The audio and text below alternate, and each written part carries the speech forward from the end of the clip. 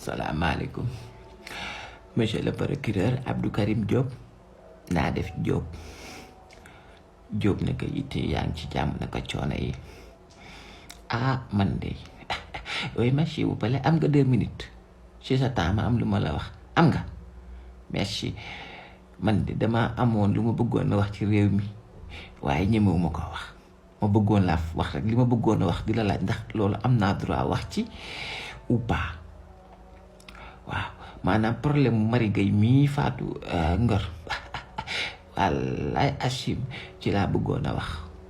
may mastawu di ko jaale ay mbokkam di leen ñaan suñ borom yàlla may leen xolu muñ xam naa ne liñ ci bëgg moom maanaam justice giñ ci bëgg du ci am ndax c'est pas la première fois nit faatu fi te ba léegi mujjul fenn ma doon laaj rek ndax mën naa la ci poser ay questions xaw ma kañ nga may tontu nag ma wax la question yi ma ci bëggoon a poser monsieur le procureur ma wax la mën naa la wax par question yi ma bëggoon poser merci question yi daal lii la moom benn bi ci des mooy ndax police am na droit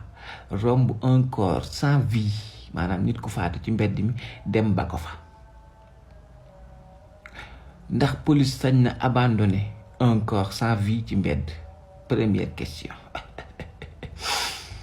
ñun buñ doxoon ba domb ci mbedd mi nit ku faatu ndax d'après li nga génn li police yi def ndax amati na droit ñun wala devoir woo police mu ñëw ndax bu fekkee police moom mooy fuir mooy gis un corps sans vie génnee ko daw bàyyi ko fa kon ñun buñ amatee gisatee ku dee ci mbedd mi wala ay problème ci mbedd mi kañ lañ war a woo police wala kan ndax police moom sañatuñ ko woo ndax day daw.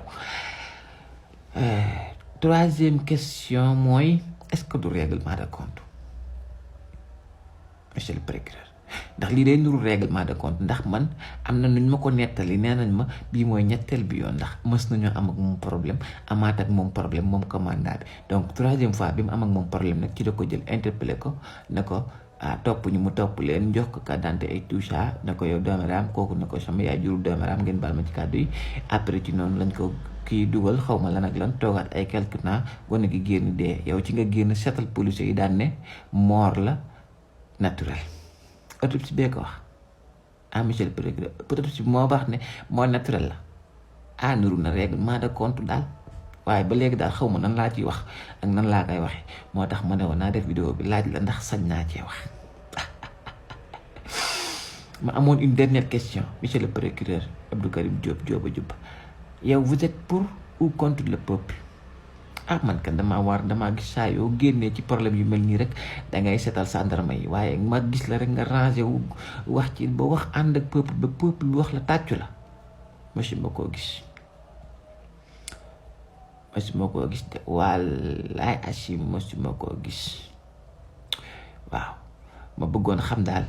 policier nag bu gis ak nit ku dee dem bàyyi ko fa yan daan la war a am